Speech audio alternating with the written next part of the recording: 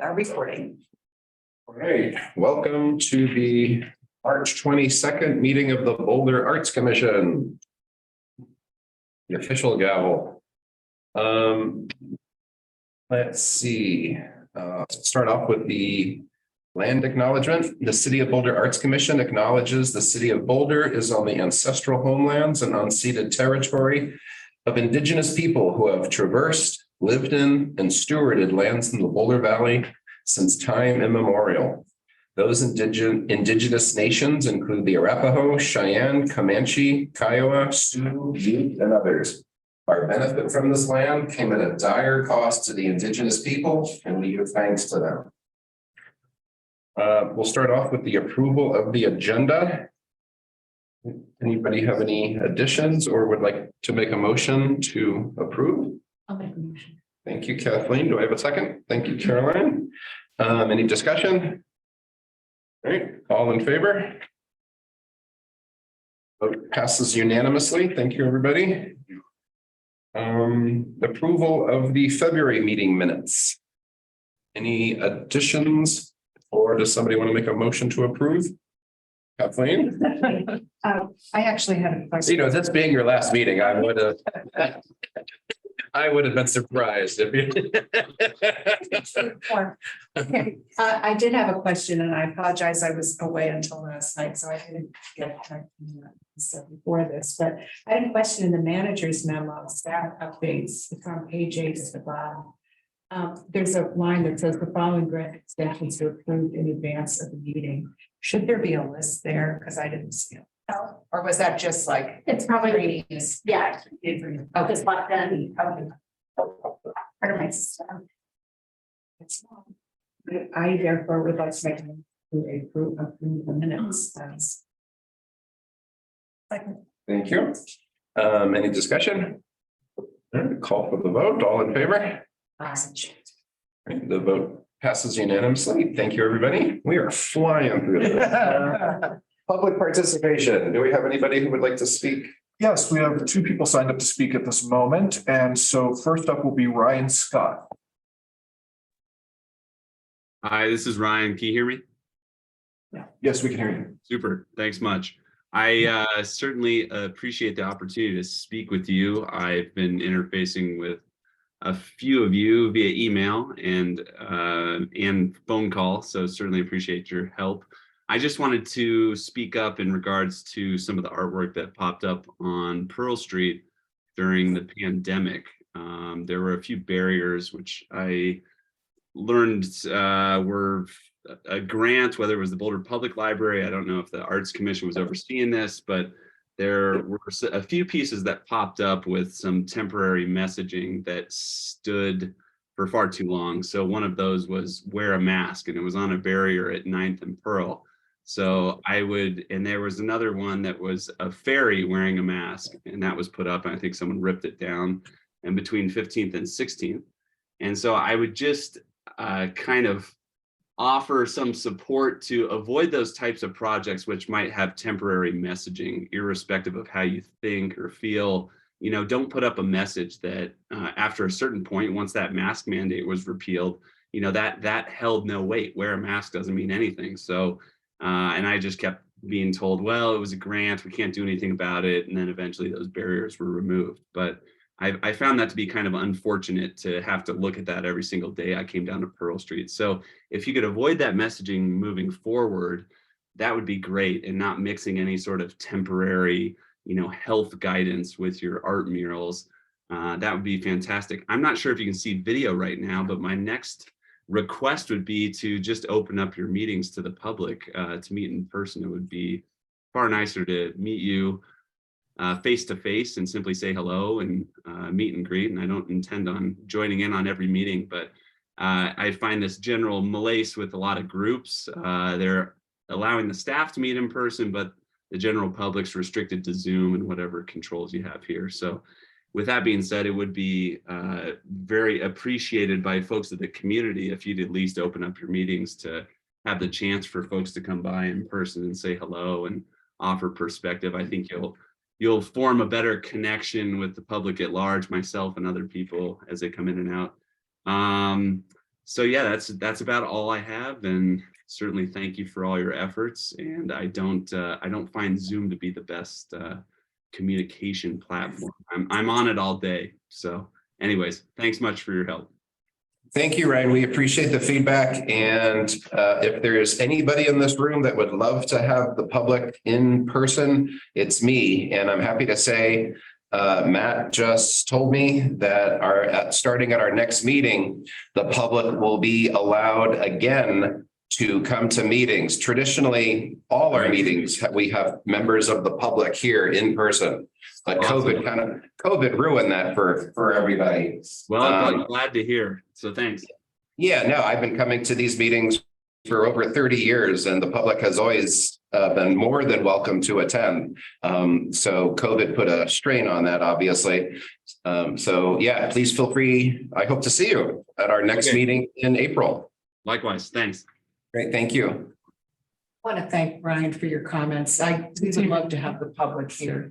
Oh, Yeah, we would love to have the public, honestly, and some of us wanted to meet together in person a lot sooner than we were able to, but these were rules set by the city, so we have to honor.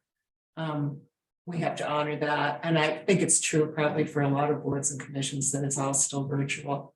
Great. I was just, I noticed there was a notice on September of last year, so that was my only comment. So that's great. You've gotten rid of that. So look forward to it.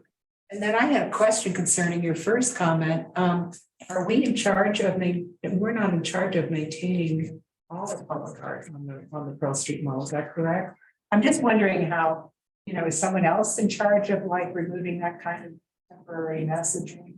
Was that Downtown Boulder Partnership? So that was a collaboration. City was involved. It was not a public art piece from our office. However, we do encourage artwork of all kinds, including with messaging, and so a lot of different people do install it. So that partnership got together to install those pieces. They have been removed. The temporary messaging has been removed. Yeah, the murals, I think they were on like Jersey barriers, right? Yeah, the barriers themselves are gone. Yeah. Okay. But Ryan, your point is duly noted. Great. Thank you. Thank you for coming. Yeah. Ready? We have a speaker. Yeah, great. Deborah Malden is next.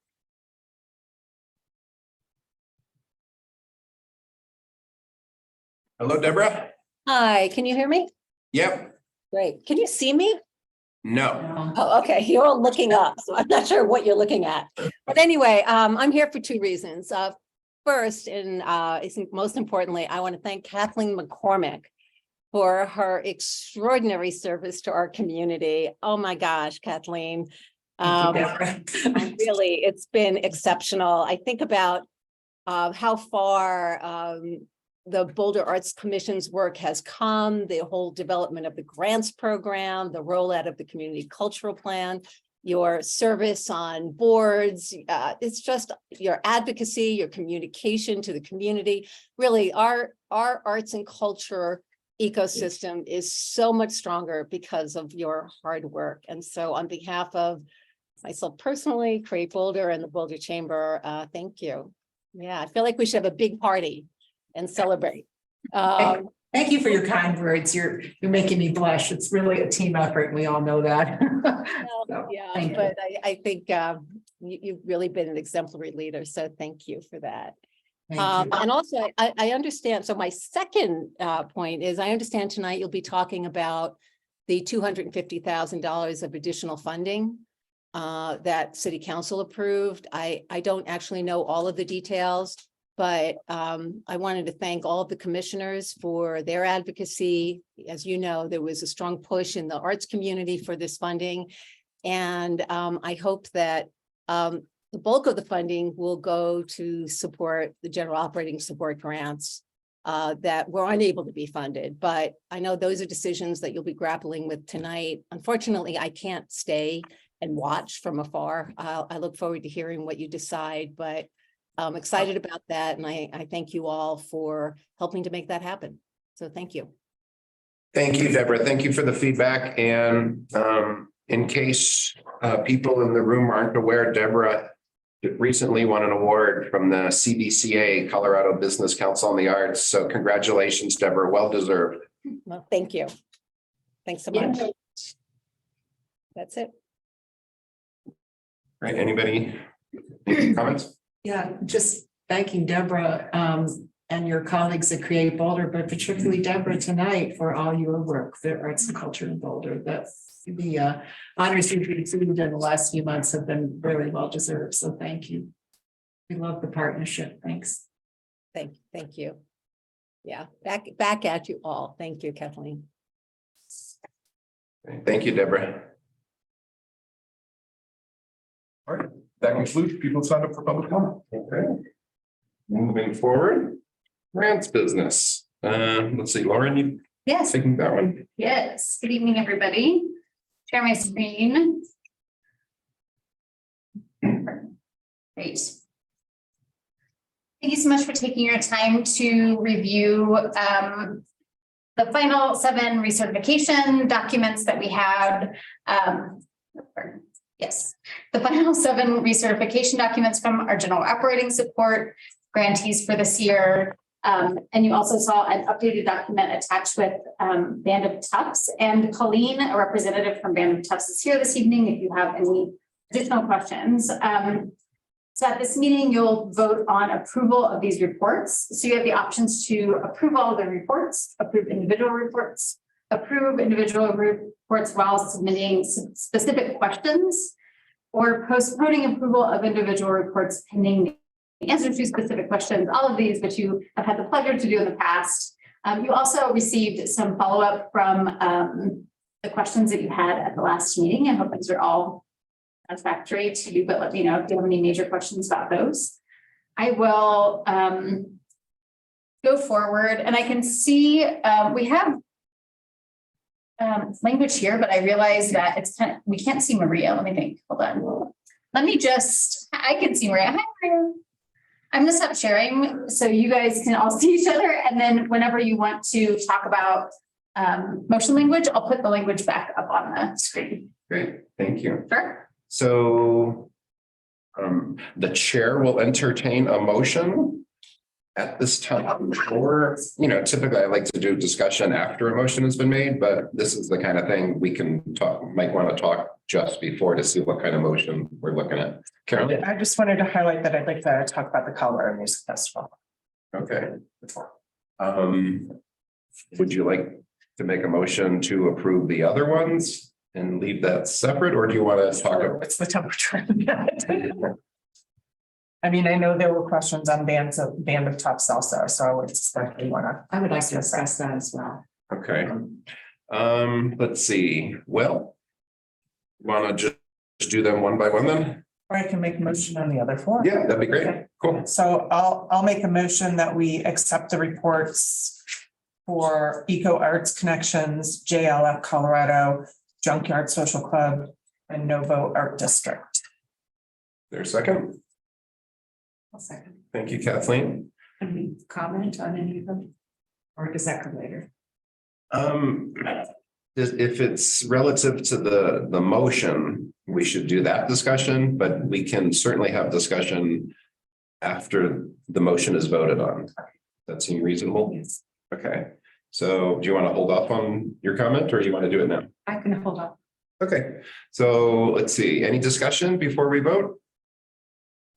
All right, let's call for the vote. All those in favor? Okay, motion passes unanimously. Thank you. And comments? I guess we're discussing Colorado Music Festival later, but Eco Arts Connections. I think Marta and Eco Arts has, she manages to pull off the most amazing, complex and demanding projects and pull them off beautifully. And I just love what she's done with the environmental design group at department at CU, and with all the volunteers and with the Similsar community, creating that chill spot, getting that all done, and then all the arts and culture programming she's been doing, like bringing a number of young people to the Creative Colleges in Denver. It's just wonderful. I just appreciate what she's doing. So thank you, Marty. Yeah, she brought a large amount of people to Nutcracker as well. Junkyard Social Club, congratulations on your zoning change. It's very hard to do. And liquor license. And liquor license and all the expansions and improvements and they're offering more and more to the community. So thank you. Noble Art District, I have loved seeing how the art district has grown. It's Boulder's only official arts district and it's succeeded and continues to succeed because of all the people who are putting the effort in and all the artists who want to make that work. And I think it's going to be great with the addition of Lamoka's new museum and artists living and working. So looking forward to that. And then that's it. JLF. JLF, I attended this year. It was exciting as ever. I had understood there were going to be some changes at JLF, including in the leadership, but I didn't see that in the report. So, Well, my comment was that I'm always excited to see that we have different mediums that we're supporting and love that we have the written word and international written word being represented. And I was glad to see that they were able to bring Kevin Smith on because he's got such great programming experience. And that's kind of what I saw as filling that role, but maybe you had a different understanding than I did. I know that last year there were questions about, real ties with Boulder and the administration and leadership. And Kevin is about as Boulder as you can get in my eyes. So that's great to hear. Yeah. That's the reason I mentioned it. I was like a little uncertain. I reached out. I was the liaison this year. So thank you for that. Yeah, thank you for putting that into words, the JLF thing. I sometimes had doubts, like, why are we supporting this? It's not like a Boulder thing, but my test is if it was gone, would it be missed? And I really think it would. I think it's a big part of our cultural thing here that we have going on, and like you said, literary. It's what a great thing to have as part of the arts that we're supporting. So I agree with everything both of you said. And when you go, it's one of the biggest, most diverse crowds that we see in Boulder, and it appeals to folks in Europe and in Asia, all over the world, Africa. There were so many different speakers. And I've attended every year we've had. So I think it's unusual for Boulder, and I think it brings a lot of people here who want to see Boulder. They want to experience Boulder, and I think that's a great exchange. So aside from all the literary richness, so I learned a lot. I always learn a lot. Awesome. Anyone else? All right. So let's see. We have 2 left. You want to make them? So how do you want to proceed? how about I bring up my point and we'll see if there's anything we want to do about it. That sounds good. So the Colorado Music Festival, the question that I had is about the budget, and I don't have a printout of it in front of me, so these numbers are going to be a little bit off. But I noticed. Do you want to see if or not and get enough on the screen? I'd rather not share the details of the report on the public video. Sorry, But you're if right. you have specific questions, we can look it up. Yeah. Okay, thank you. So what initially struck me was the months of operating deficit that they had, and it was like a 40 months deficit. And so when I looked where that was coming from, the way I was looking at it is that they're carrying huge liabilities. Like there was a $350,000 liability as some sort of loan, if I'm calling it, or line of credit. I believe that would go into your budget once that has been used up, not that you just have that money available to you, because it's not a liability if it's just available to you. So, I know in the past we have brought up concerns about the longevity and the viability of organizations going forward. And that was a huge red flag to me. And I thought we should slow down and discuss whether that's a concern. If questions about that. It wasn't addressed in the report as far as I could see. And had you specifically, or had we as a body specifically requested financial information from them No, about that no, lien, whatever? no, I think this is the first time we've seen it. Okay, because I didn't remember that, but that's neither here nor there, so. And we had brought up questions on organizations that were showing even stronger numbers than that, running a thinner deficit. So I just want to, in terms of completeness and even-handedness, I think. Yeah. So do we have questions we want to ask them before we vote? How are you feeling? I think it's significant. I think for sure asking a question, and then I guess the question to the commission is whether or not the funding is held up and the report accepted until we get an answer, or if we just ask the question and accept the report as it is. I'm sorry, but I have a couple thoughts, and I think this last year, the 2022 festival was a bit of a disappointment financially, and I am the liaison to CNI. Spoke with the executive director about that, and she brought it up as a matter of fact, that they had great hopes that it was going to be a much more financially successful year than it was. And I attended a few of the performances, and I have to say the programming was excellent, and there's musicians from all over the country there, and there were people literally, I mean, they're getting attention in the New York Times and so forth. It's wonderful. Peter Onagen, the newish conductor for the last couple of years, he has a worldwide reputation. So I think that there's great promise, and I guess I would not worry so much about the budget. I understand if you want to ask the question. I wouldn't want to hold up the funding personally, because I really feel that they have a stellar program this year, and they're already starting to sell tickets at a really great pace. And I think it was honestly baffling last year to sit and see maybe 2/3 of Chautauqua Auditorium filled rather than the whole thing. And we, especially after,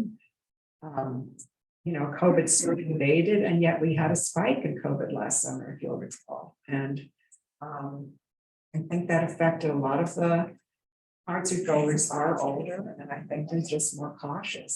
So I have great confidence that they're going to have a really great year this year. They'll make up for any deficit they had last year. As to the bigger question, I wasn't aware of that. I did not drill down as carefully as you did. So I understand if you want to answer that, and I would support you if you would like answers to that.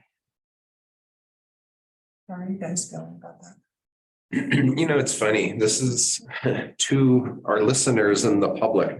This is for arts organizations that have a liaison. This is a perfect example of why liaisons are so vital to what we do here, because hearing your thoughts just is so meaningful to me. Paper is paper, but to hear from you who's out there, and I know you're out there going all this stuff. So to hear what you're saying, that carries a lot of weight with me. So I'm tempted to heed your suggestion and approve funding with questions. Now, I'm certainly want to hear from everybody, but I almost want to hear from Lauren and perhaps Matt as well, what staff's recommendations based on what Caroline's saying. We'll go there, Maria. Yeah, sorry. Yeah, I think I agree with approving it with questions. And I felt like last meeting we set a precedent for doing that. And I feel like the responses we got were very thoughtful and perhaps, helpful to the organizations to maybe they've done some of that due diligence and thinking on their end, but I felt like it was perhaps helpful to organizations to have them vet some of those questions and answer them internally and then share them with us. Thank you. Georgia, any thoughts? No. Okay. Matt or Lauren? Yeah, thank you. I think it's completely appropriate for a case like this to to approve funding and go ahead. I think that there's some critical issues you may want to hold back funding for answers. But a couple of things make me lean in that direction here. Just, as a recommendation worth. First of all, the purpose of the recertification is really, you're only going to take any severe action if you feel like this organization is not able to continue. I don't get the feeling that we have that concern with CMF.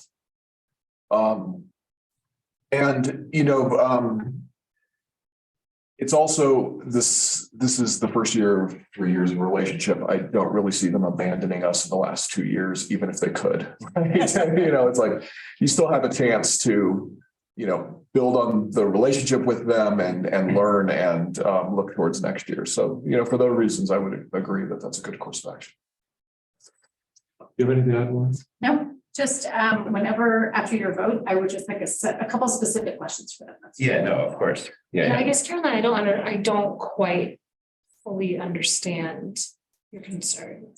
My concern is just based in what we've talked about in this room in the past, where there have been other organizations that have, large deficits or issues on their budgets, and we want to make sure, or we have in the past wanted to make sure that we did some due diligence on that. And looking at the question of sustainability. We talked about some other organizations last month even about based on their report, whether they were sustainable or whether we were gonna, take any action. So it's more, I just want to have the conversation, do our due diligence, make sure people were aware that that was something I saw, and I feel completely comfortable based on what you're adding, your recommendation, the fact that I have seen just so much evidence coming out of them that they are just growing in this international stature, that they're going to be around and that they're moving forward with really high quality programming. So, And I think it really means a lot to them to have our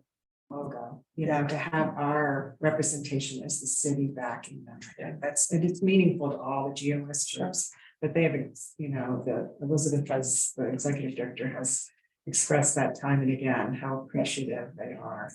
It's the way, for these extra large organizations, our funding is only a fraction of what they pull in, performances or donors or whatever, other grants, but it's really appreciated. And I think it's really good for Boulder to be supporting them. So I hear your concern. And I know I brought up a couple what I thought were red flags with other groups, like, is this insurmountable, or how do you propose to get around this? And we saw a very complete response from Lori at the Museum of Boulder originally. So I appreciate that. All right, any other comments? I guess I would look to you maybe to make a motion that's specific to our discussion. So I'll make a motion to accept the report of the Colorado Music Festival and Center for Musical Arts. And with the requests for an answer to general question about how they plan to. I don't want you to feel forced to come up with the actual question now. Okay. Well, I'll paraphrase it too. So how they plan to come up with an approach or an explanation to the monthly deficit that they were showing that was so large, and then if they have I don't know if it's tied to the large liability that they have in their financials. Thank you. Is there a second? Second. Thank you. Any discussion? All right, let's go ahead and vote. All those in favor? All right, motion passes unanimously. Thanks, everybody. And the last one.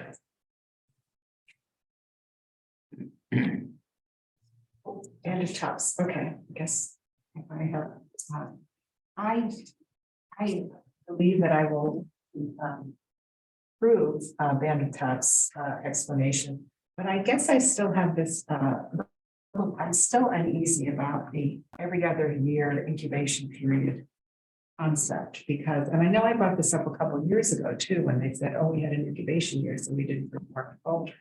or maybe I'm misrepresenting this, so it was years ago, I don't remember exactly what they said, but it was something like, oh, this is a year where we're not actually performing. And I thought, oh, but I think you're performing in other cities though. So did Boulder miss out, you know? So that was my question at the time a couple of years ago, and it was COVID. So I think we gave a lot of different arts groups a pass during COVID. But now I'm looking at it and I'm saying, okay, 2 out of the 3 GOS funding years are incubation years this year, which means that they may have workshops that they invite people to, but no performances per se in Boulder. So it just gave me pause, and I thought no other group that we support the GOS funding has that kind of arrangement. And is that okay? You know, is it okay that we're kind of giving them what I would call a planning year? You know, like teachers have planning periods, a planning year or a tryout year, but really nothing to deliver to the community unless, I mean, I haven't heard about the public workshops that they've done. So I had the sense that they were kind of just missing from Boulder during those incubation years. So I just wondered if anyone else had those concerns, and I may be misinterpreting this. I've seen their work before, it's wonderful. But I also would love it if they do something every year at Boulder, you know, for the little bit of grant we give them. I know they're a small group, but I guess I would feel better if, and I would feel it's more consistently in line with all the other groups to sort of have that expectation every year.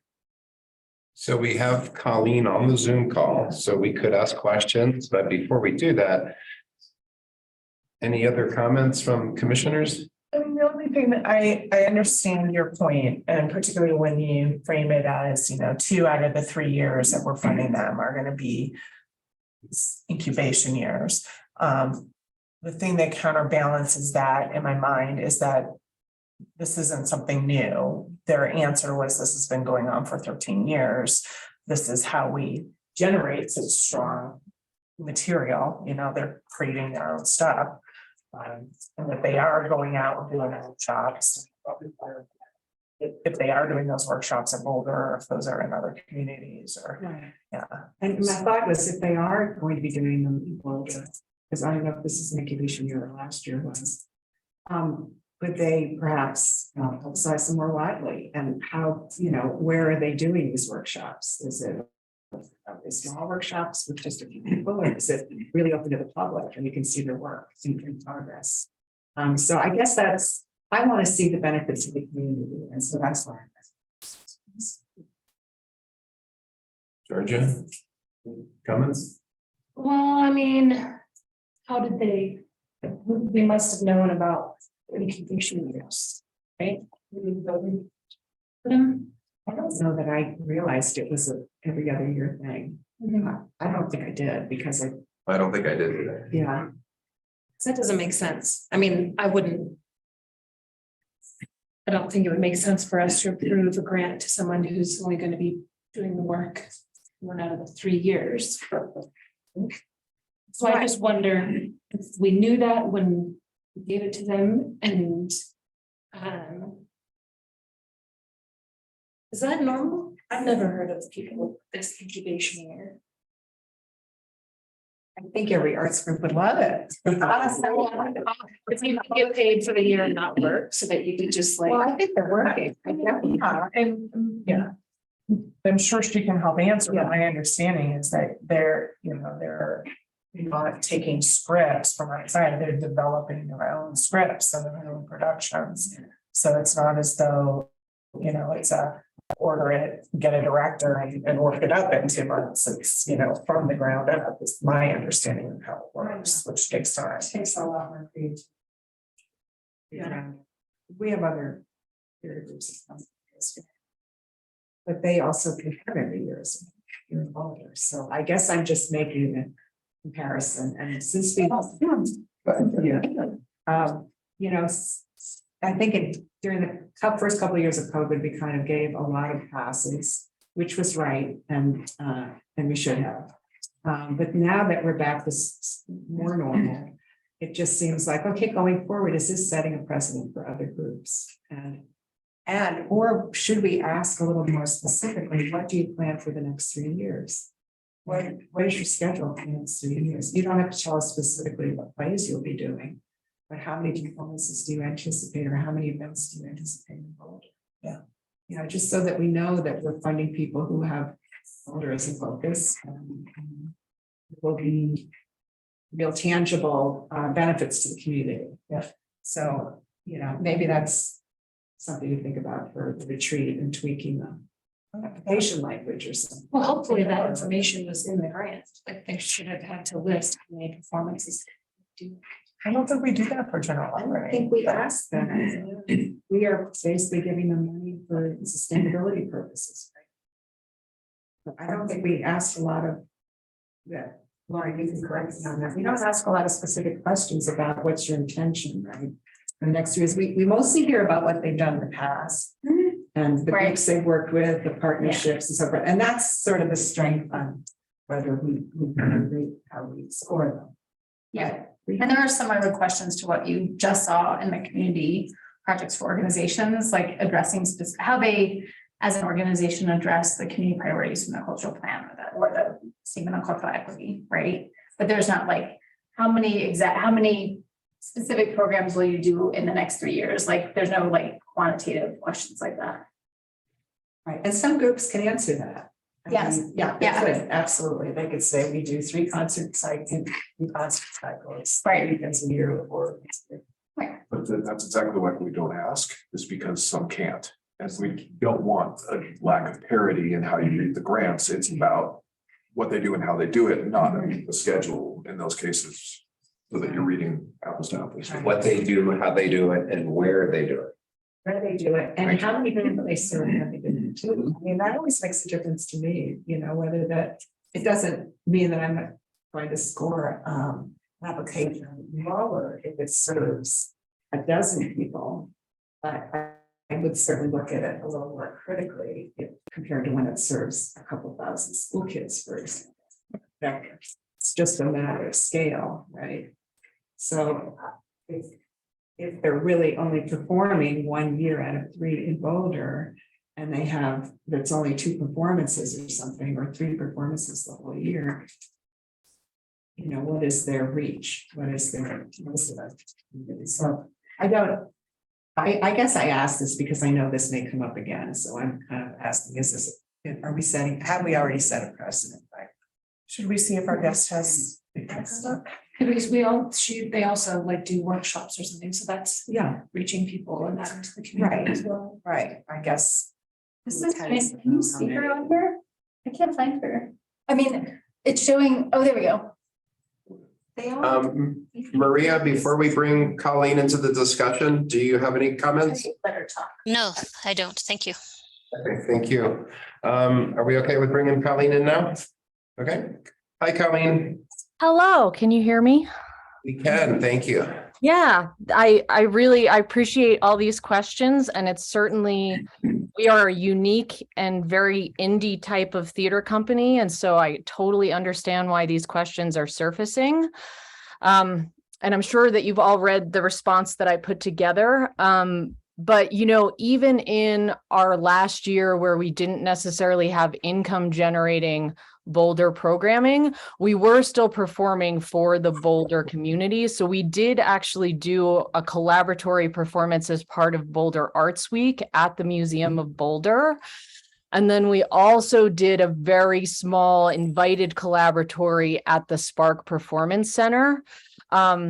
And then we did a ton of educational programming. The rough part about the educational programming is just because of where some of the Band of Toughs company members are linked in terms of educational programming. We served the county of Boulder a little bit more than the city. So I'll be kind of transparent about that. We still calculate that our community outreach in terms of the audience reach that we had, which was really, I think, I'm not looking at the numbers right now, but I'd like to say it's 400 to 500 people that we still got, you know, saw our work last year. And again, you have to realize that we're in the lowest tier. I think we're in the lowest tier or one of them. So our reach is definitely a lot smaller than some of the companies you fund. But even in that case of an incubation year, which again has been part of our structure since our inception, we still did about 53% of our reach in Boulder. And then the rest out of state. We have always been kind of unique in terms of how long it takes us to devise and then share that work with the public. I will say that we're planning on doing 2 public-facing Boulder income generating events this year. And to be honest, I think that both 2023 and 2024 will have Boulder-based performances, just knowing what we've been incubating. So we've really got 3 projects that we've been working on. And again, I think at least 2 of them will premiere in 2023 and probably the last one in 2024.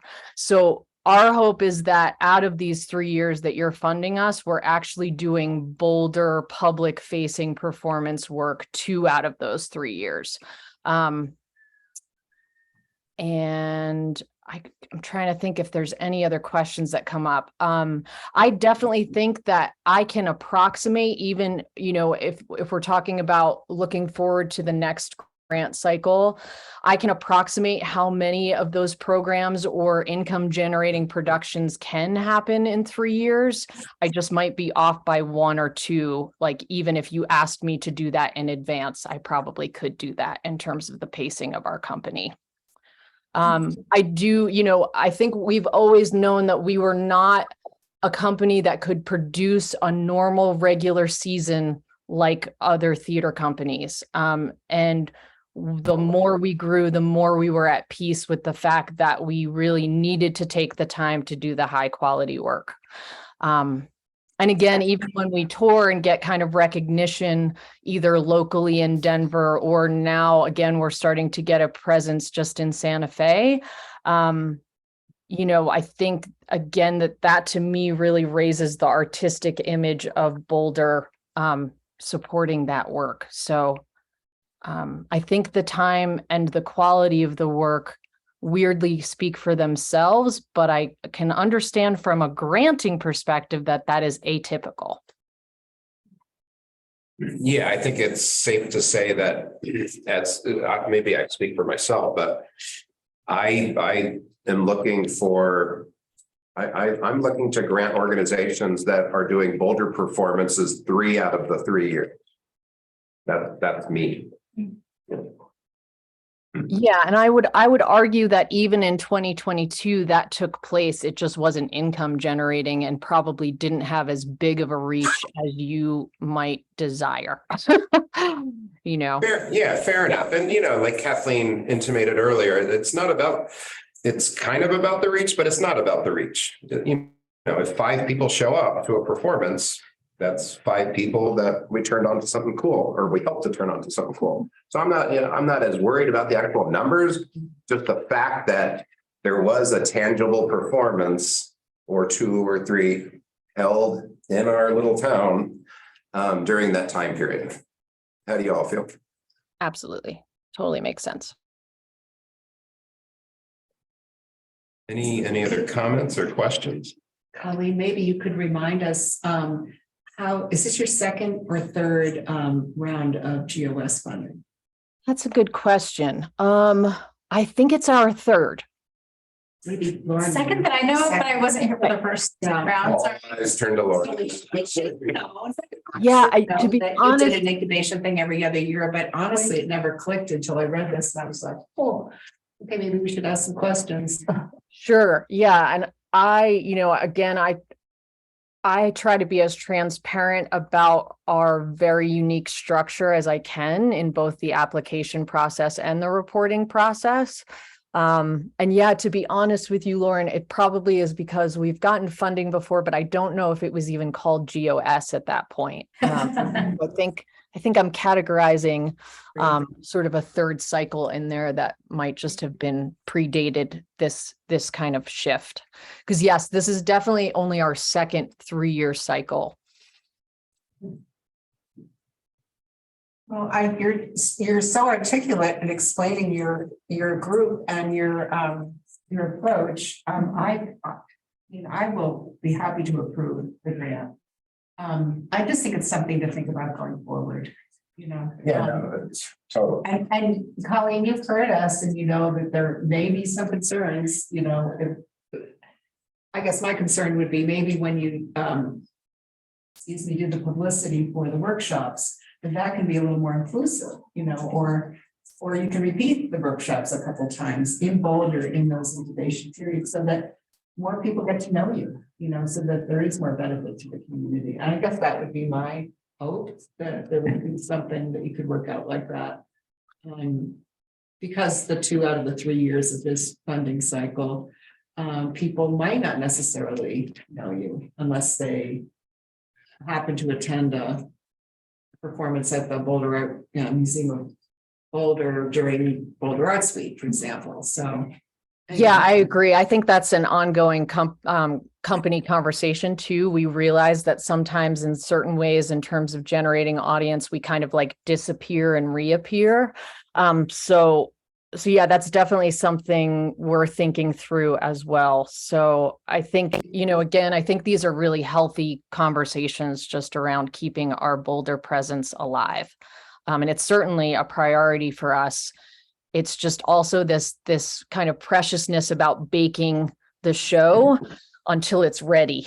So, I think there's a balancing act there, but I think definitely knowing that that's a concern really helps us shape just how we publicize and how we can make that as inclusive as possible.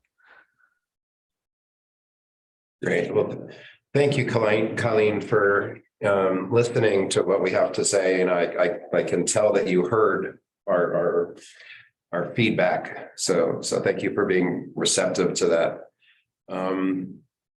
I'm open to hearing a motion, or we can have more discussion.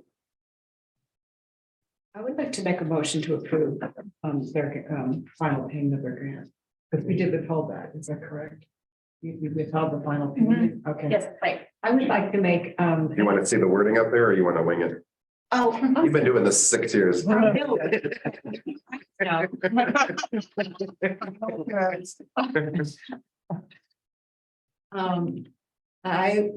make a motion to approve. I move that we approve the following reports. Oh, sorry. I move that we approve the report for. It's real time editing. That's satisfactory, Lauren? Yeah, Yep. yes, thank you. Okay. You want to just read it I move that we approve the following report. I remove the following report for this GOS grant for Bandit Tops. Is there a second? Second. Thank you, Caroline. Any discussion? All right, all those, can we see Maria, please? Yes, Thank you. she's waving, but I will. I want to see it. There we go. All those in favor? Aye. All right, motion passes unanimously. Thank you, everybody. Thank you, Colleen. Thank you again. I super appreciate, I think you're making all Boulder organizations better by the work you do. So I really appreciate it, especially for us. So thank you. Thank you. All right, let's see. Moon and Stars Foundation. Yes, just one more community project report from Moon and Stars Foundation DBA Kutundara. I have motion language here that hopefully doesn't need to be edited.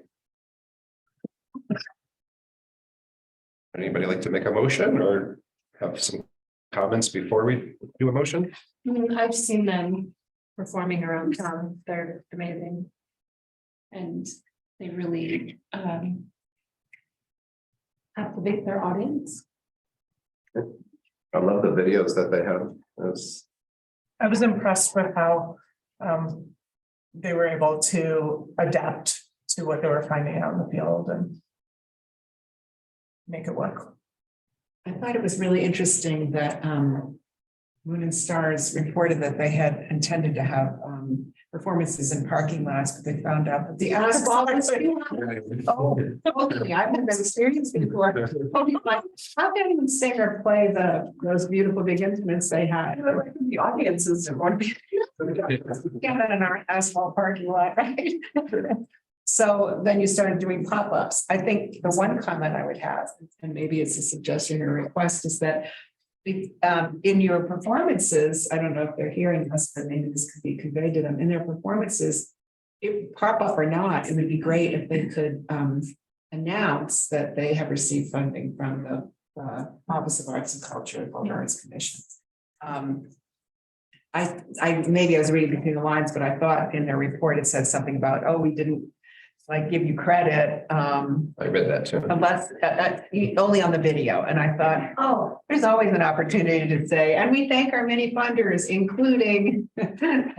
Yeah, or it having. just gets the word out that this is what work that we do to support arts. So Yeah, and it could be as simple as a poster a poster. standing, by on the side. Yeah, Yeah, absolutely. I noticed that too.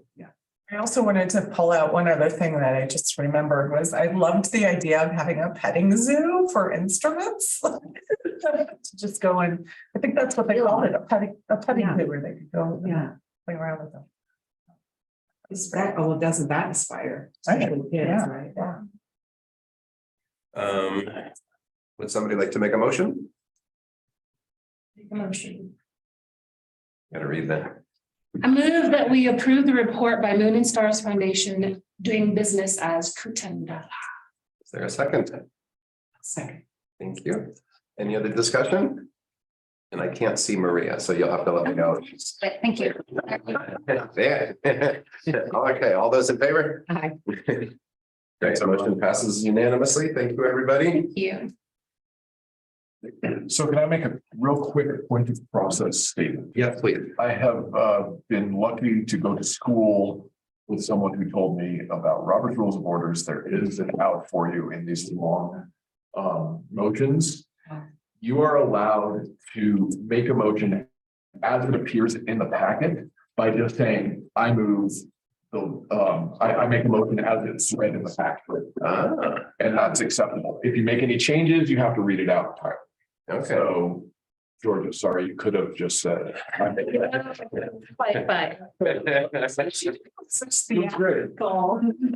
doing this for a number of years and I just always assumed Lauren put it up there because somebody had to read it. It's not bad behavior, but you know that you often have very complex motions up there and stuff. So for your future reference, if it's in the packet and you're moving it as written, you can say that. Okay, cool. So you can change your motions, Lauren, in the future to say or whatever. Well, I think it's better to read it out. We're all. We are all very good readers. Benefit of the community. Yeah, because people are watching the recording and it's nice for them to know definitively. Yeah. All right. Matters from commissioners, and look what's there for letter A. Oh, sorry, can I just go back to?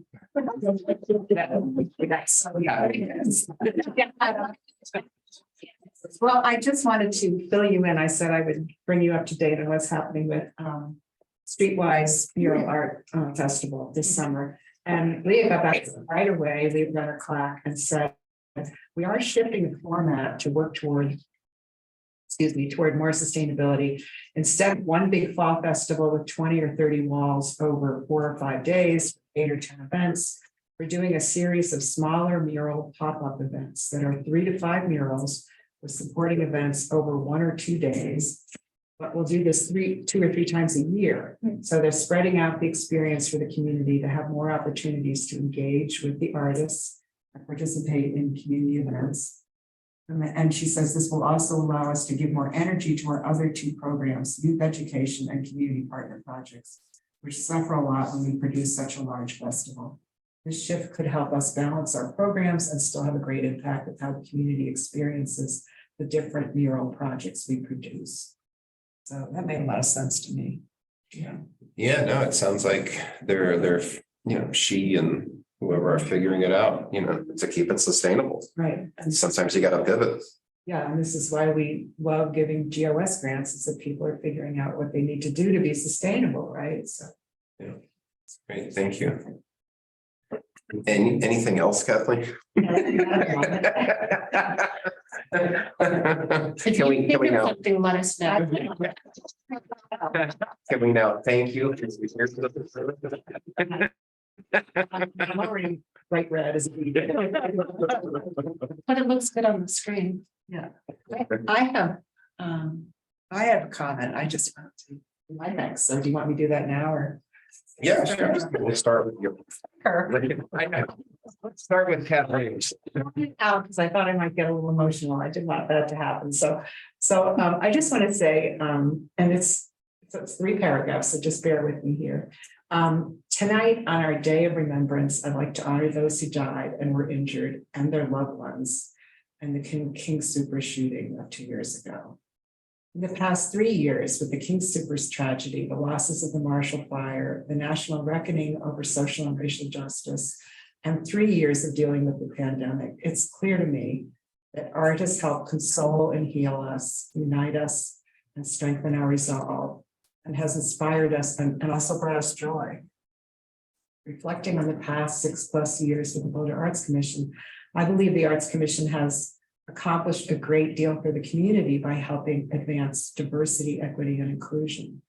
We need to keep focusing on this effort, which we know is providing opportunity for more working artists and bringing the community together.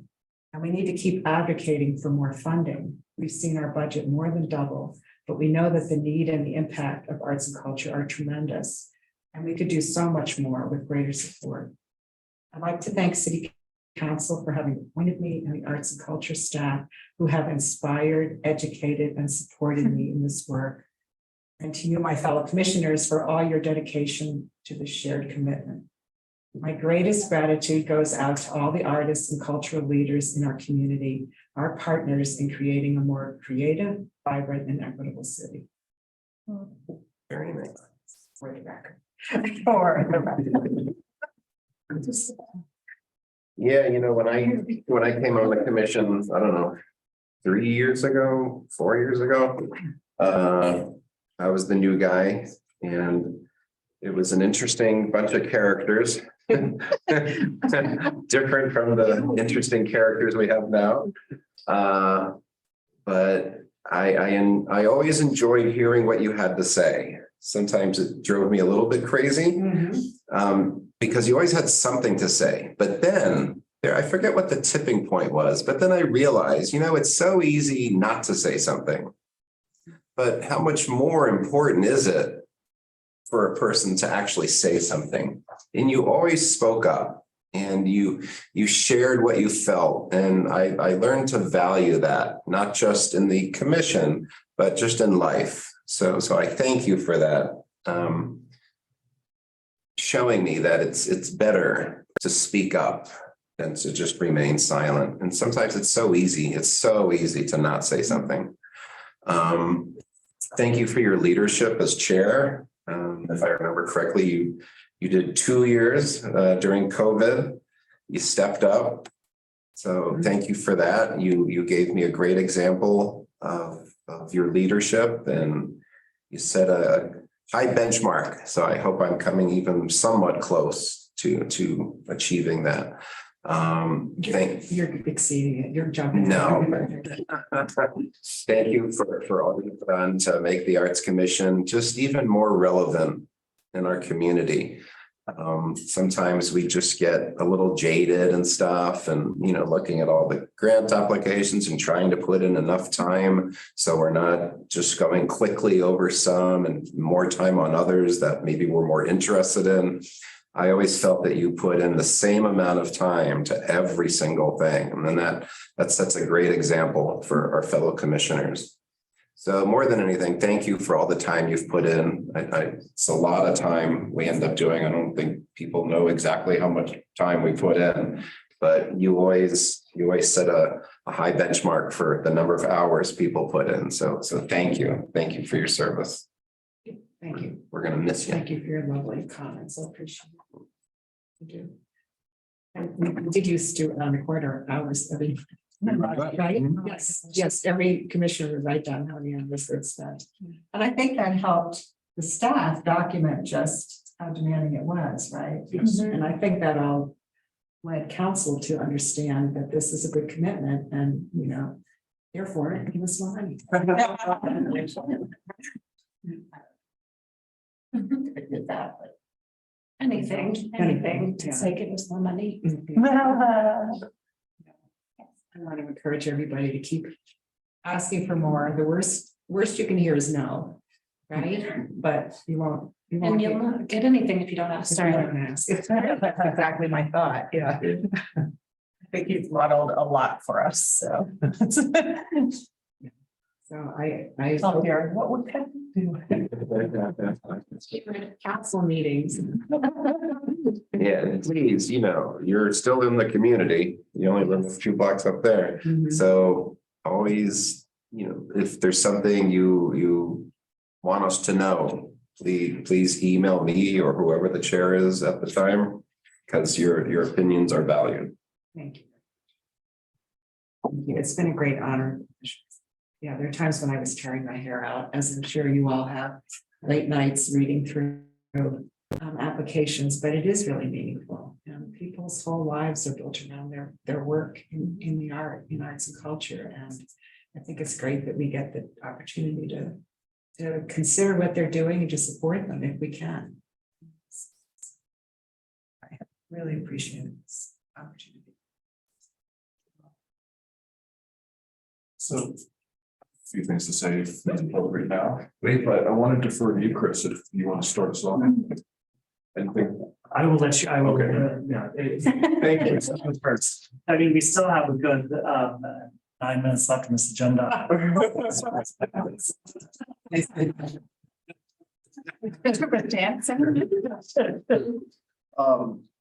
Kathleen, thank you so much for your leadership over these years.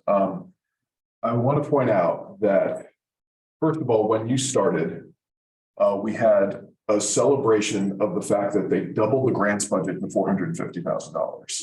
So And yeah, and now we're over 1.2 million. Right. And so that was obviously you. But seriously, I mean, that was your start, was that effort, right? And then we went from there, you and I, to starting to implement the cultural plan, adopting the statement on cultural equity, a really rough year for the first year of GOS operational funding, that we resolved very successfully. The establishment of the public art policy, and then the establishment of a funding mechanism for public art, the transition to community vitality. There's been a lot. You have done a lot here. And the team. yeah, it totally is. And the things you add to that team are profound. And I remember having a conversation with the David Farland, Director of Library Department, when you first were chair. And our conversation was, is Kathleen gonna be loud enough to be the chair of the Arts Commission? Loud enough. Loud enough. Like Audible. project. We were talking about microphones and what can we do to help Kathleen be successful. And there, that first meeting to the last meeting you were chair, you were a presence, right? And your intelligence and your clarity and your thoughtfulness were amazing, whether you were in the chair or not. You were an incredible part of this team, and the success that we're seeing right now is in no small part of what you've done. So thank you very much. Well, thank you. I have to say that those 2 years of chairing during COVID, all of the meetings virtual, Yeah. was really trying because I'm not a tech. I'm not a techie person. I just remember. What? Upside down. Drink before the meeting.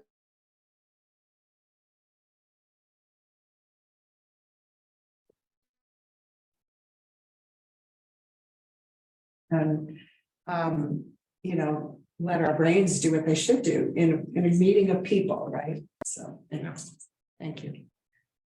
Well, Kathleen, I'll keep it short.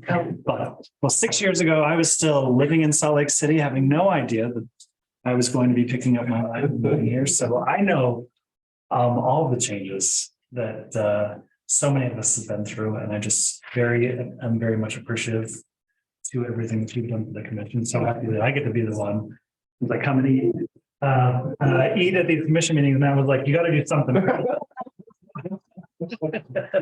So as a token of our appreciation, we do have this.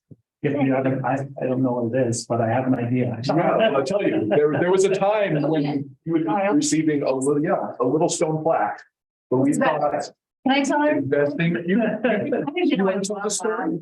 No, I want to talk about that. Yeah, well, Please, this is so appropriate. but we started a few years ago investing in local artists to recognize members of our commission, so. Yes. By piece by local artists that the Boulder Arts Commission yourselves sent to a professional development workshop, and we're to learn how to make pizza youth. Oh, thank you. Wow, I mean, just the thought that you put into this. Yeah. Really detailed, and all the other work that you have to do. That what amazes me is how much staff gets to go on every day and every week and every month. I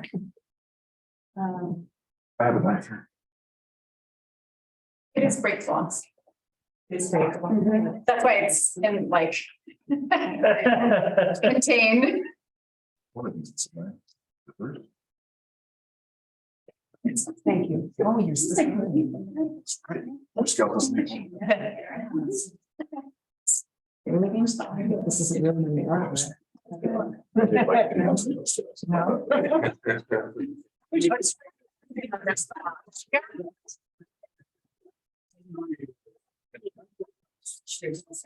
years. Good.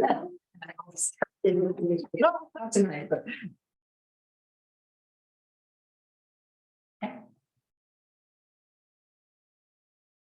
Oh my God.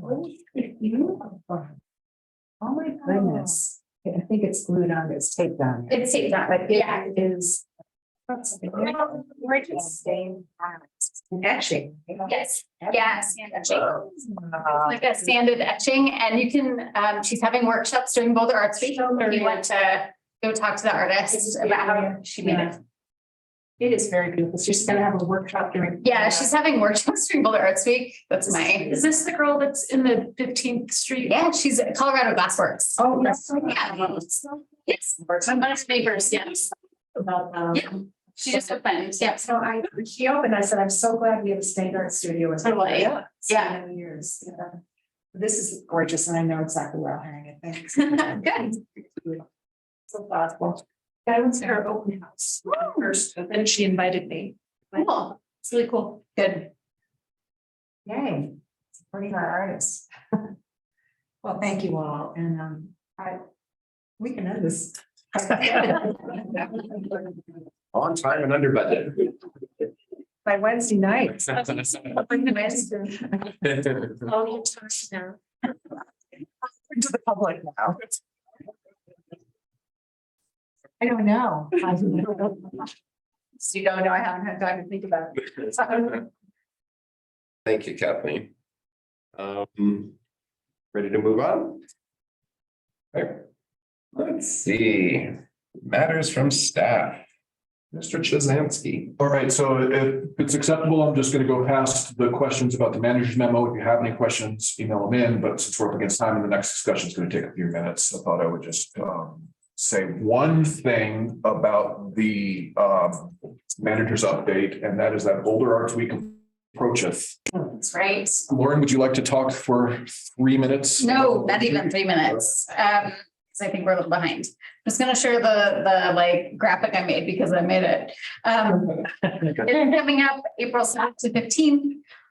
As per usual, it's completely packed, a whole bunch of super fun things. This year we have a pullout in the Boulder Weekly, a printed pullout like what BIF does. So keep an eye out for all of it. There's a ton going on. If you want some recommendations, we're doing like, actually, I think we're gonna ask a couple of you to help us film some recommendations. So be prepared to help us. But it's gonna be fun. And some of us are hosting things. So go to those two, right? Aren't you hosting something? Okay, great. Cool, thank you. So I'm gonna hand it back to Lauren again to hit our last agenda item, which is update and questions that come out of the council adjustment to the budget. We've been having this conversation for a while, but just a quick recap that last year, they asked for staff recommendations for the remaining American Rescue Plan Act ARPA funds. Those recommendations included $150,000 for the art grant program to focus on artists and venues. Council asked us to increase that to $250,000. They conducted 2 public hearings. We talked about it in this meeting and included your recommendations in their packet. At the end of the day, their final direction to staff was to adjust the budget by $250,000. And so part of the recommendations of staff was that we would come back to you, as is required by the ordinance that establishes the grants program, to decide how to divide that money up in the grant program. So over to Lauren on what that might mean. Yes. So this was included in your packet as recommendations for the new funding allocations. These are the recommendations following those discussions from City Council. Just quickly, this would be over 2 years. So you have the number of grants, the grant amount, the annual category budget, and then what the category would be over 2 years. So it'd be those number of grants each year for 2 years. That'd be 2023 cycle, 2024. Right. So starting this year as soon as possible and next year. Are there any questions about this? We have some motion language. Are there any thoughts about this? Yes. Maybe my last question is Arts Commission. What happened in 92,000 for GOS? Am I speaking loud enough? Yes. Clearly. And yet I'm still going to evade the question. No. Yeah, so council received that in their packet as a recommendation from the Arts Commission. It could not be a recommendation from staff. We needed to stick to the original recommendation. And council didn't have a discussion about that. So they approved the $250,000. So I don't have information on that. They did not discuss it. And so do we have latitude of, like, I think what we had originally talked about was using the original allocation for what we had said it would be used to, and then any additional for GOS. Do we have latitude to do that? Yeah, so according to the grants ordinance, it's up to you on how to divide up the funding. I will say that it's important that you stick to the intention of council as is articulated in the motion that they passed, which does reflect the staff recommendation. So don't ignore artists and venues in what you decide, please. But yeah, it is ultimately up to you on how to divide up the money. You said divide up the money, and here's how you need to divide it. This is the staff recommendation on how to divide it, but you can make a different motion. So it wasn't what we as a body recommended. And this is what was in part of council. Something else, more money in 92,000. Well, they gave us an additional 100,000. Yeah. We as a body said that should go to GOS funding.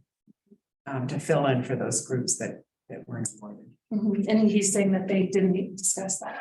Yeah, so I only say that because I don't have anything further to offer you from council other than they passed the motion, right? So yes, you can tell us to divide that up differently, GOS funding, but I wouldn't recommend that you say forget about artists and venues because that's actually what was recommended. Yeah. Okay. So it would not make you cringe if we use the original amounts for venues and artist hiring and then the additional add-on amount for I GOS. think that would be appropriate. Okay. Yes. I love that idea. Matt says that would be.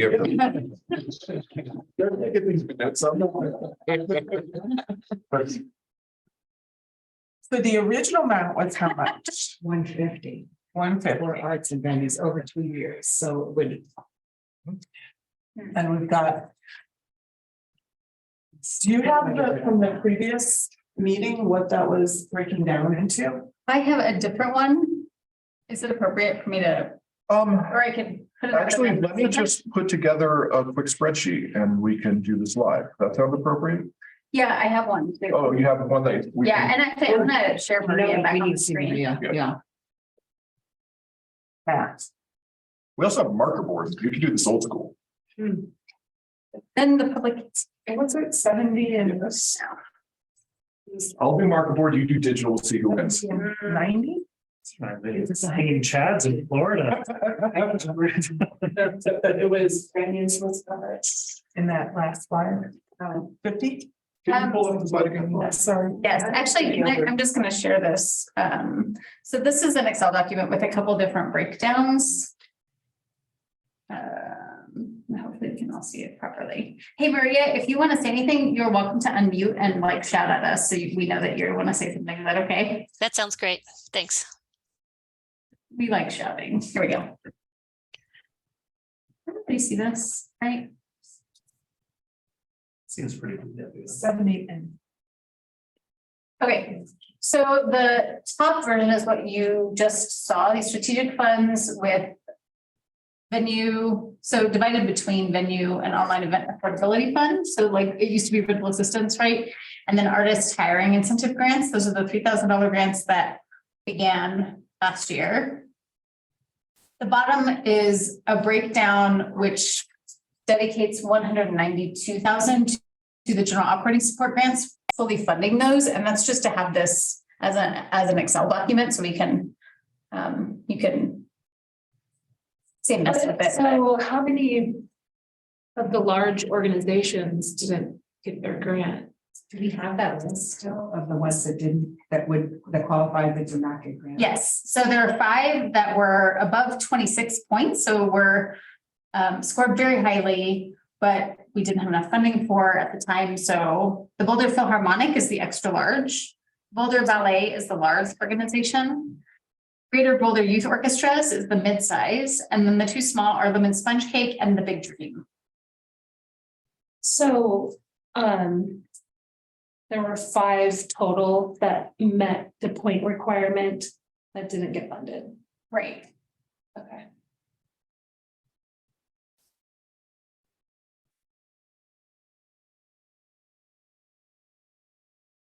I'm curious about how many organizations out there, good organizations under this staff recommendation, could an organization apply more than once a year for $1,000 venue grant? At the moment, no, we No. don't allow organizations to apply for more than one. Okay. Are there 35 organizations in Boulder that could use $1,000 venue? Oh. Because I know a lot that could not, because they actually don't pay that much.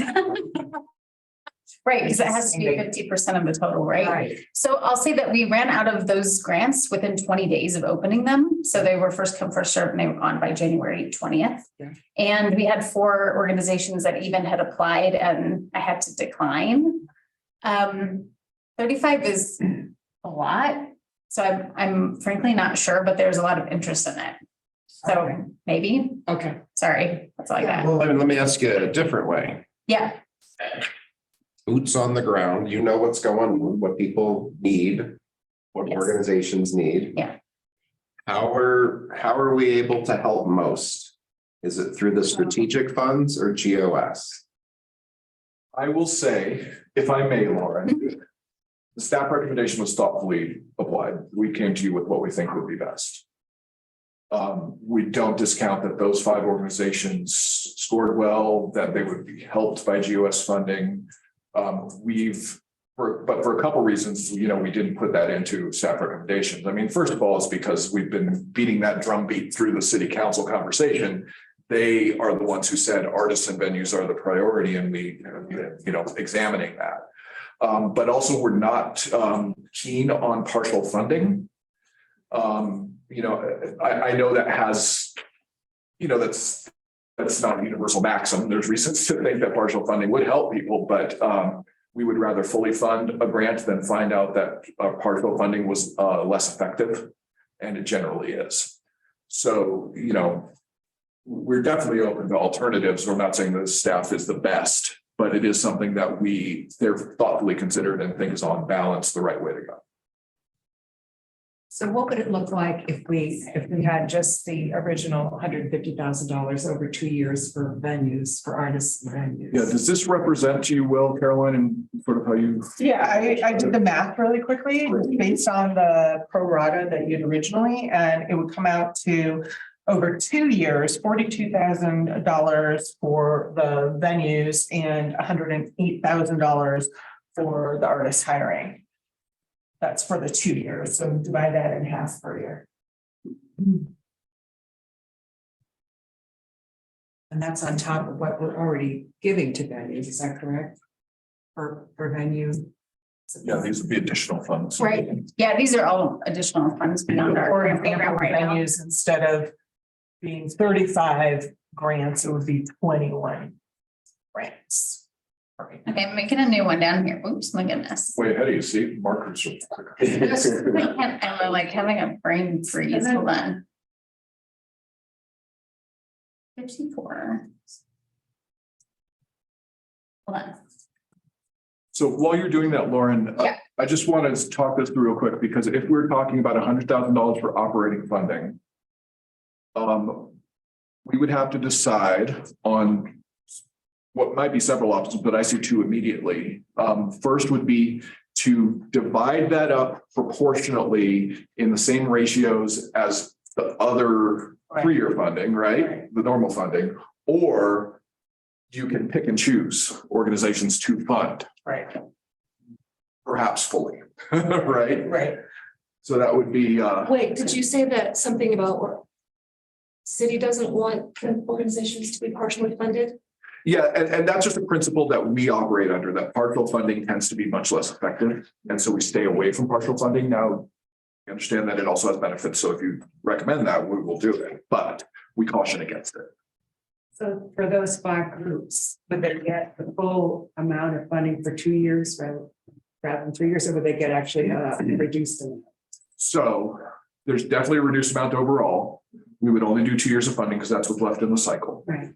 But there's either the option of partial funding for everyone, and we would basically divide this up by the ratios that are present in the normal program.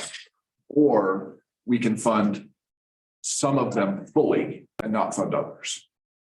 Yeah, I mean, that's where it gets interesting for me, because as somebody mentioned earlier, the extra large organizations, they have many different granting systems, and they have lots of resources that the small and mid certainly don't have. So I feel like if my personal opinion is that if we were gonna throw some money to GOS grants that met the threshold, that perhaps we leave out the one extra large organization and, divvy up that money to these other that certainly need it as well. Yeah, I was gonna say, I'm just trying to think outside the box here. right, when I spoke with one of the larger organizations a few months back. Explaining what was going on with it, and the organization said, no, we would love, any money, partial funding would be greatly received, but it was one of the larger ones. So they're in the position because they have several avenues, whereas the small doesn't. So I wonder if we could, like, with the 100 fund the small ones, and there are 3 small ones, and then Small ones, one mid. split just down the middle, the extra large and the large, whatever's left over, just split it down the middle and give it to them. So if we were to do it that way, we would have 2 small. I have another suggestion of something. I don't know if it's available for Lauren to look up. But I'm wondering if you have the overall percentages for those 5 organizations, so we can see who, like, in terms of, at least within their own pool, got relatively higher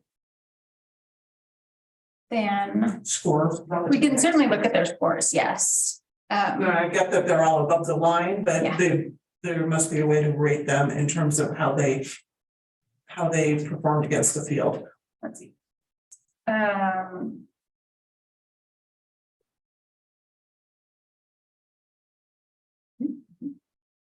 So let's go small, large. Does that sound all right?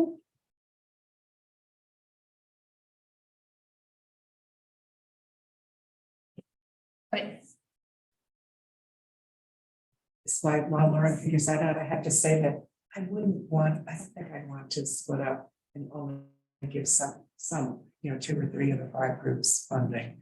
I'd rather give them all funding, even if it's somewhat reduced and only for 2 years. We did do this the last GOS cycle, where in the second year, several groups got funding and they hadn't gotten it. They got the second and third year funding at a somewhat reduced level, and they were so appreciative. So I think the fact that, Boulder Philharmonic is an extra large group, it doesn't mean they don't need our 45,000 or 50,000, whatever it is. They do need it. And I'm sure Boulder Ballet would benefit from whatever we can scrape together for them. What was the number that they had to hit to be funded? 26. So 27 is where the funding was cut off. So 20 and 26 is the threshold. So which of these organizations would be in our 5? It would be Lemon Sponge Cake and Big Dream. And they're in Yeah. But how about the other size stores? So extra large, the Boulder Phil's at 28.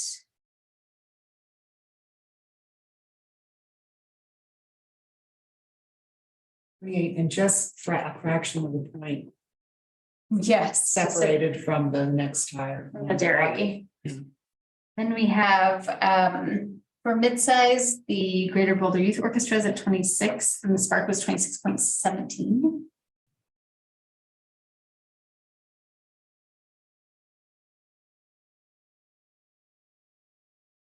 And within the large category, sorry, I kind of jumped around there. Within the large category, the Boulder Ballet at 27. Does that help? Yeah, it answers. Okay, good. You're way off there here. So if I may interject, Georgia, I kind of wrote your idea up here. Okay. So I think this is what you said, correct me, but we have 2 small and 1 mid, we would fully fund those. 8,000 for each small, 10,000 for each mid. That would be $32,000 in total funding for small, 20,000 for mid. That would be a total of 42,000, which would leave 58,000 to divide between large and extra large. So if we divide that out, you could conceivably do 10,000 for each year for 2 years for the large organization and 19,000 each year for 2 years for the extra large. Or we can monkey with those 2 numbers as long as they equal 58.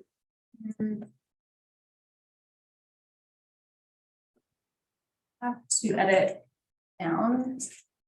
Yeah, my math is wrong. What did I do? Here, let me show you. Yeah. It's great. It's 52,000 is the total for the top 2 lines. It's 52, so bring. Oh, okay. Yeah, that's what I did wrong. Thank you.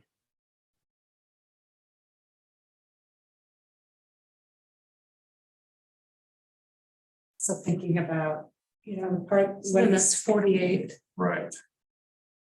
we score these organizations, they get more and more competitive as you go up the ladder, right? It's toward the bigger groups. In my opinion, it gets more. I mean, but I would argue that we are ranking them all on the same criteria and the same score system. Right, but I mean that, well, maybe that's not the right way of putting it. I guess the stakes are higher because the grants are larger. But also for the mid-size to large to extra large. But also those are the groups that tend to do the most hiring of other artists and the most work toward diversity, equity, and inclusion because they have staff people to do the work, right? So I'm looking at the total benefit of Between these 2. where we're putting our dollars, and I used to be in terms of GOS funding, I think it's I don't want to stiff the extra large and large groups as much. I think we should just, maybe we give it to all 5 groups, but we give it proportionally, so they all take less than they would have gotten. If we had given it to them for the whole family. I have to check it out. Why do you make a good point, Kathleen? Yeah, it's a good point. I can appreciate what you're saying. But I don't expose 6 groups. Maybe because larger organizations have more funding. Yeah. Different sources. It's 110. But think about the smaller groups, they're probably not getting trails with the. What I'm saying up here is 21 venues per year. They. Don't think And it's. 15. But at the same time, for a smaller organization, They'll they still be able to stay open though. yeah, it's They have an sustainable. opportunity to stay running. So. Some 30. jump to in the future. Mhm. Anyone venues for you Higher. than Other artists? I can't read it. I'm sorry, I don't have my glasses. Down, so bring that down to 21. Okay. And see what happens there. Well, this is supposed to be 150. It's now 132. Yeah, but you're going based on the numbers. Caroline was going based on It's an event, right? instead of number of grants. So what I would do is go to category budget Yeah. Well, and change. the strategic clubs are. Strategic art funds hiring are incentive. ARPA money, and that's all. It's 105. Artists and. Is that 105? I'm sorry. 108. So the larger organizations that do any kind of performing, Greater Boulder Youth Orchestra, they are the ones that I think could benefit most from this. And I think it's. From the GOS money? Okay. From this new infusion of GOS money, because, and I do That's, think it's. that's Almost there. Yeah. If this would be. Okay. and now there's 60. That's. I think it's. I don't. Either 110. Am I? I Two small and AK, see it, one medium. but it seems like the strategic funds are more critical for what you're talking about. One large. One large. One. GOS, yeah, I mean, the GOS is, Yeah, that's. no, I think the organization is sustainable. Thank you.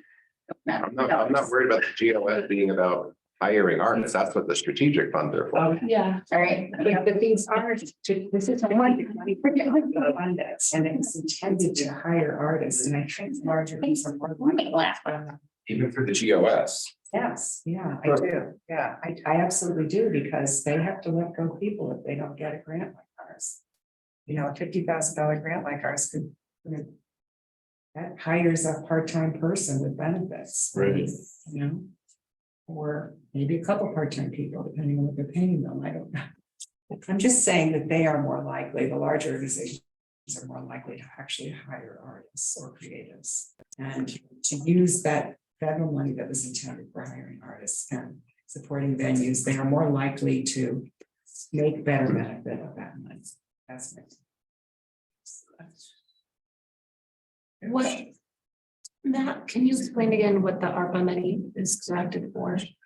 Yeah, so that was about several things having to do with recovering lost funds from lower tax base, restarting programs that were paused during pandemic, but for our purposes, it's specifically about supporting industries that have been most affected by the pandemic and recession. So the way that we've interpreted that is the arts industry is one of those. And so the artist hiring incentive and the arts administration hiring grant, both of those were targeted towards that. In this case, we added venues because venues became a discussion, affordability of venues. And so we suggested council, we already have this rental assistance fund. We can add funding to that, to meet that some of those things. So it's still great that it rental assistance, because you had only 150,000 for 2 years, it's still far more generous than the funding we tried to pass for venues. Yeah, it's spread out over 2 years. So, it's which is a good thing. I think that's wise, but yeah, that was why the original recommendation was 450. We saw that as a reasonable way to fill a gap in those two areas. 4 or 5, but you're missing one.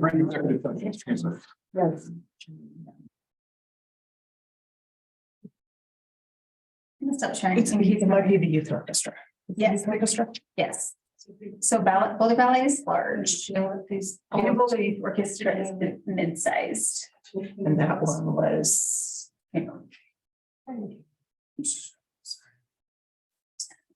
Yeah, Back in session. No, Thank you. sure. so either. What I was just saying is that. The middle ones would be fully leftover, just gets split evenly between the two of those. But I think that we should split it in the way that it is given. Because the extra large gets almost double than what the medium is. So it's 10 and 19 per year. So whatever that ratio, if we could split the 48 in the way that. Wait, what? Well, I actually don't. Here, I'll be- Funding all of them, but I would. There's portion to this. Let's bring it to the record here. Maybe the small groups. I'm confused here for a second because the numbers she put up look like they total $100,000 for the 5 organizations. Mhm. So at those rates, we could give all 5 organizations what's identified up there. Correct. So what are we? Well, I think we were just trying to wrestle with it. But I think where we are in the discussion is that is one option that, you know, between you and Georgia, we were sort of arrived at. And you were saying give the smaller organizations more. That was- Okay, I'm back on track. Sorry. But I think this list says what you are saying, Kathleen. That, I don't have any trouble following this though. so this takes the $100,000 and gives it to all of the organizations. Because see are they that on the split up? side, So the 150 stays the same. But they. what do they, to the GOS, does it usually get $14,000? No, that is usually 50 and Okay. large is 20. Right, Yeah. okay, so this is what you were just saying. The grant amounts have been reduced for large and extra large organizations to make $100,000 work. Mhm. Because we were at $92,000 over standard giving. So then are the small and mid orgs, are those the normal numbers? Correct. Okay, so this is what I was saying. Yes. So it's like a mix. The alternative that I put out there is instead, we still have the bottom 2 lines, venues and artists are the same as you see them. The top would still total 100, but basically you would be saying, put those into the same proportions as the ratios of the current funding. So we would build those ratios out as a portion of the, you know, the total grant amounts in a normal session, and then apply that ratio to 100,000 to get the different amounts for each grant. So do you know what that looks like? No. Well, then I think That makes sense, because then it sticks to the formula. Yeah. Yeah, Yeah, I'd rather. stick- And then there's no. There's no opinion like, in oh, I'm there. a mid-sized, I should, you know, I'm getting the same as a small. Yeah, Yeah. hold on, actually, that's what I was working on before when I misunderstood, so I'm close to that, hold on 1 second. but There, you got it? it's right there. Nice. Sure, the few dollars left over. Oh my Yes. gosh. With a two. A few dollars. That's $20. Rounding. great. So now this was that, what is it? So what you're seeing now, Lauren, No, is what's left over, I believe. Less than $160. Yeah. Who's gonna get it?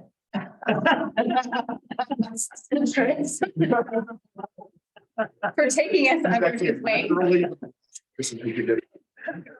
So this is times 0.52. It's a 0.52% of the total amount for all of these grant amounts, so I could, Put more decimals. yeah, exactly, it'll be 0.5208 or something like that. Until it's, Right, People get checks for $26,003. yes. Don't do this. I don't want to grant into this, but I did notice in our budget, the manager's memo, that there was some money left over in the balance category for Mhm. 4 different. Is that because they just haven't been awarded yet? There's like $50,000 for extra.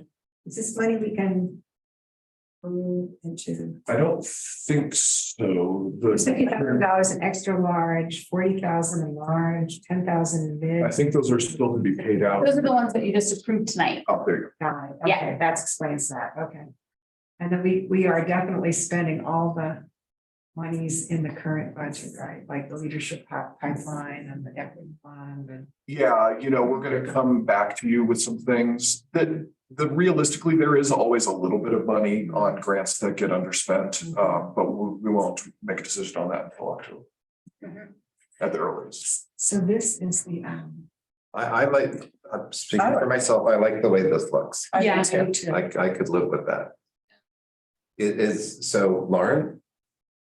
Yes, I was just double checking No, I before anything happened. know. Lauren, Yes. is looking at that. Do you like that? Are you opposed to it? No, not at all. And I certainly think that we can give out 21 venue grants and we'll probably give them out in the next 2 months. And the artist hiring incentives were very appreciated. It's a really good program. I'm sorry, the what?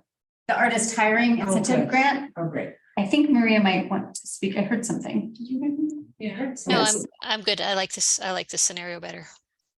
Too. Thanks. I have 2 questions. Remind me what the artist hiring incentive grant was? $3,000 awards to go to artists that live in the city of Boulder. So they were lottery style. We did 2 rounds. Right. Mhm. And it's specifically for artists to perform or create new work. Mhm. Okay. And then the venue. Why, I'm wondering why it's only $1,000. Like how? I just looked at a venue last week that's not even actually a venue and they're charging $4,000. Oh, God.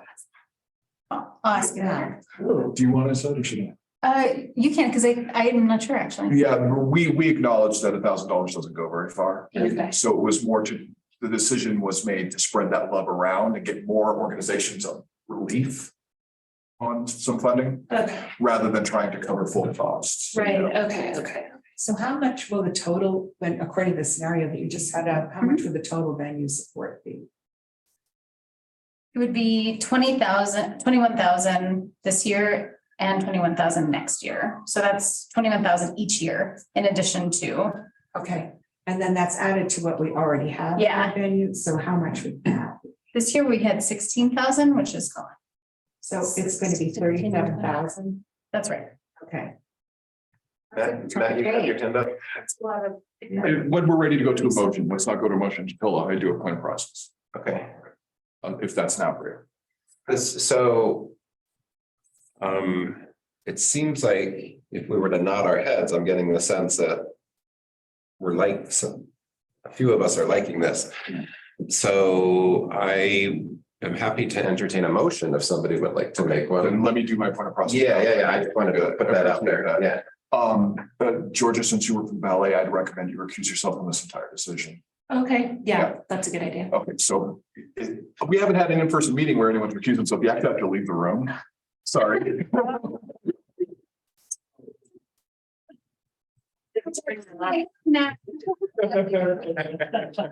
Thank you, Georgia. Thank you. So with 4 voting, we consider that. Yeah. We saw. Want me to close the door? No, thank you. Let's see intent to wait for it.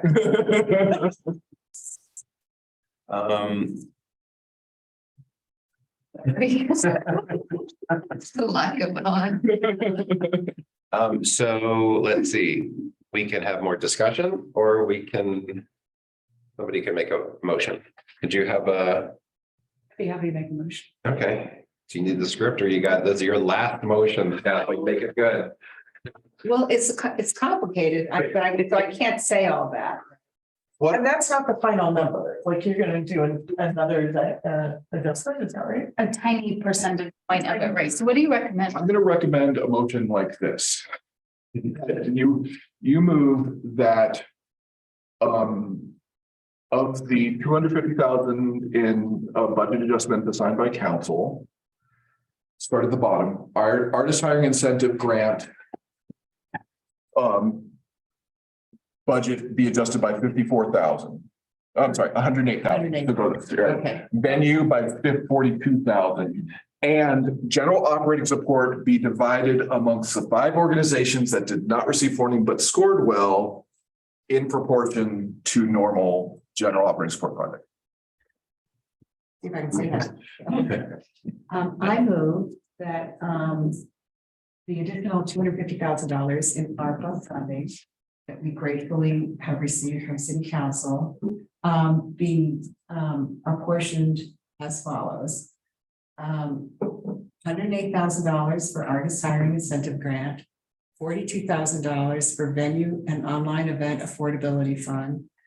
And the remaining amount to be divided among 5 GOS organizations from small to extra large for 2 years of funding at a proportional rate to the standard GOS fund. Perfect. Do I have a second? I second that. Thank you, Caroline. Any discussion? All right, all those in favor? Aye. All right, thank you so much. It passes unanimously. Thank you, everybody. Thank you all so much. Expertly done. That's 6 years of experience. So.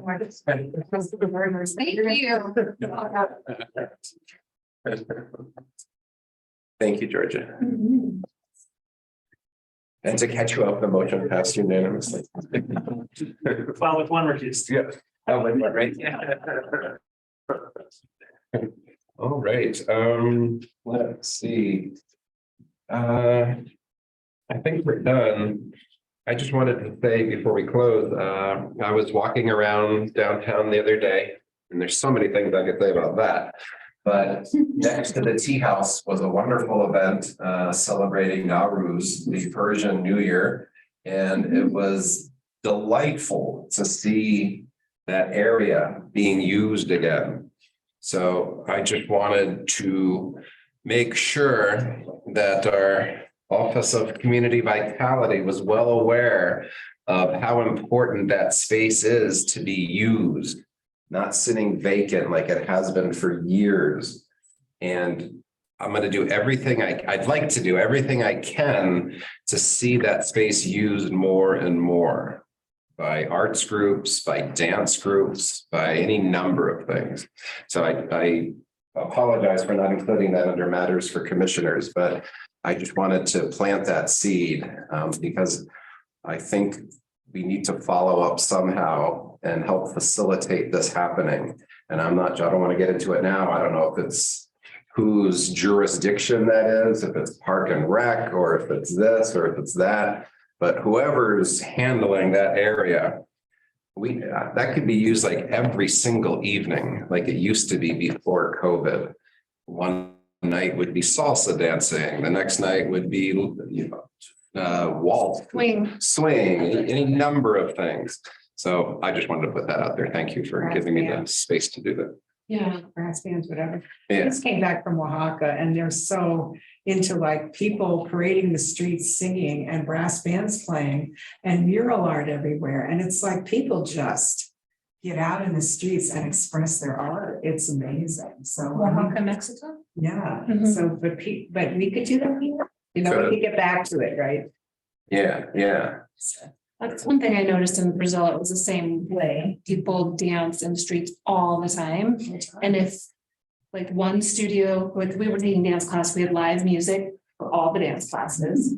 And so if we're playing and then someone across the street starts playing, then we just have to play louder, there was no like.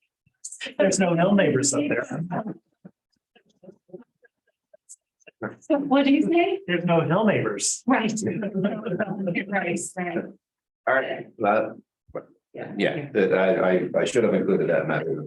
So I apologize. Right. Why did they stop doing that? Because my friend was running that, What? organizing the dancing that was going on there. Do you know what department it is that they were dealing with? I don't, I just know that she was organizing. If you could ask her, because I'd love to be part of a team that works on getting that area more accessible. I'm not even you know, I'm not a dancer. I just love to see people out there, and it seems like dance is a good fit for that space. Yeah. And everybody was doing it before COVID, and I missed that. I missed people out there every evening. Fine. Yeah. All right, well, let's move on. Anything else? All right, this meeting is adjourned. Thank you, everybody.